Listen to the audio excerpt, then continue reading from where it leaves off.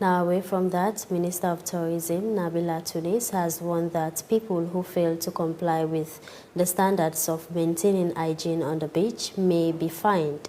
Madam Tunis expressed disappointment over the way people mismanage waste on the beach, pointing out a situation where people dig sand as cesspits, which is not environmentally friendly.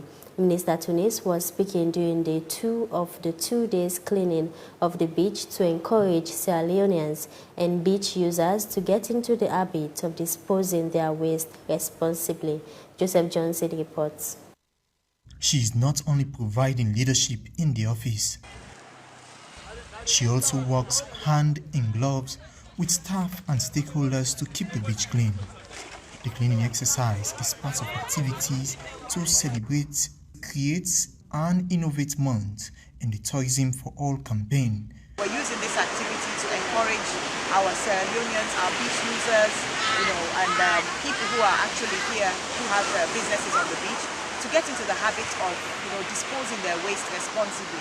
We're also here to introduce a recycling scheme that is being done by Environ Solutions. They were here yesterday weighing the plastic bottles that have been collected by people on the beach, volunteers on the beach, and they were paid yesterday by money for those bottles that they collected. I've forgotten what the cost is per kilo, but it's all aimed at getting people to responsibly dispose of their waste.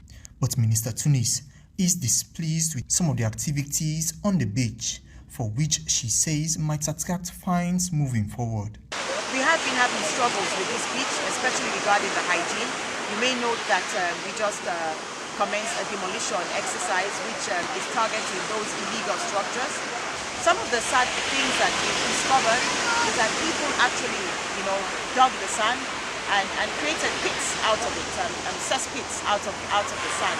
And that was one of the reasons for the demolition exercise, because it's not environmentally safe to do that. We also realized that people, kind of violated the provisions that were put forward by the EC. So we're here to remind people, not in a very aggressive way, but to encourage people to do the right thing. Because if they do the right thing, we'll definitely end up having a beach like this. We're doing this repeatedly to get people, to encourage them as much as possible to get into the habit of disposing their waste.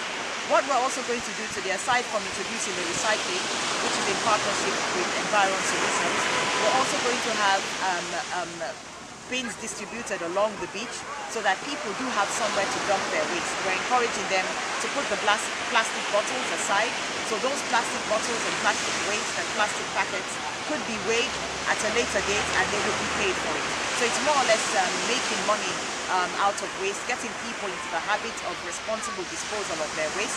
And we may get to a point where they may be fined if they do not comply, because we cannot continue this activity to come up to the beach all the time and clean the beach for most of the mess that they have created.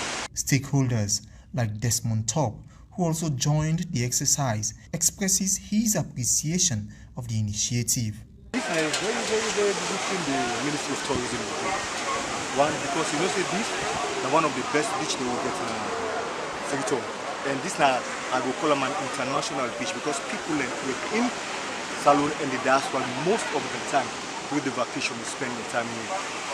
And cleaning the beach will give the beach a very good and clear atmosphere in the sense of the air. And this thing exercise is very good, because some people come here and get the structure, then put along, then they know they take care of the structure. In other words, then they pollute the beach, but it's not good for tourism. And this is a very good adventure way tourism they do.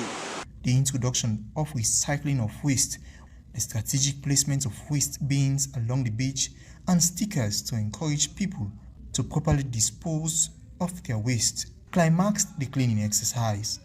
Joseph Johnson, AYV News, Freetown. Now, Vice President